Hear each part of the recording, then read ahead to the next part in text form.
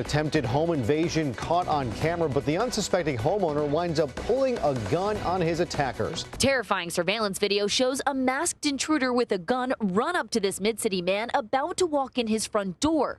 The homeowner pulls out his gun to defend himself, firing shots at the two intruders, quickly entering a shootout. I guess they decided to try to come at me and come in the house, but I have a 5-month-old baby and a wife, nanny in the house, and that wasn't going to happen. There was nothing in my house that was worth dying for, but I was willing to die for my family. The shootout happened Saturday night around 7:30. The homeowner walks to the front door, grabbing for his keys. Two intruders jump the front gate. One intruder runs up to the front door. The mid-city man throws his tea, pulls out his gun, and starts shooting. And out of nowhere, I felt someone run up behind me, put something to my back, and then put a pistol to my back, and somebody else running up. When shots are fired, the intruders disperse. One fires back, scrambling to hop over the side fence.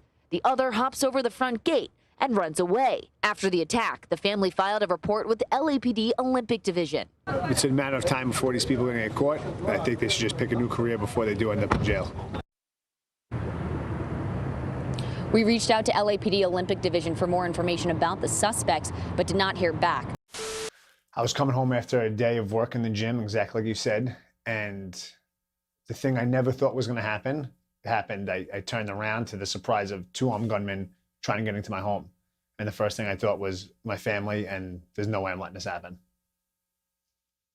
And do you carry regularly? I know you're a concealed carry permit, but do you carry regularly? At the time, I wasn't really carrying because I never thought that I was going to have to use it. I never wanted to know that I thought that this was really going to happen. But after seeing this uptick in crime and homelessness, and it just became commonplace that robberies were going to happen, I said, this is a responsibility I need to take.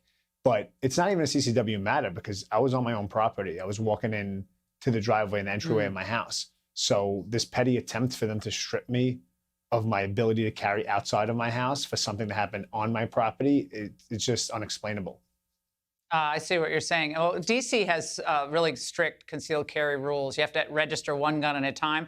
So is the gun you used registered as a concealed carry? Yes, the gun, a Glock 26, is registered as my one concealed carry, which at the time, like I said, I never really thought I was going to have to use it. And I went about it the right way. I acquired it the right way. They granted me the right to carry. Now they're stripping me with the men at large that were looking for me and not giving me the ability to defend myself. And I hope Sheriff Well, what's the reason? Go ahead. What's the reason? I mean, I think it's pretty blatant what the reason is. California has had a notorious reputation for being anti-gun and anti-anybody being able to carry a firearm unless you're part of the government somehow. So this aspect of them stripping him of his ability to carry a firearm, especially when we're talking about a situation that happened on his property, it just reeks of their hatred for citizens, law-abiding citizens for that matter, being able to carry firearms to protect themselves.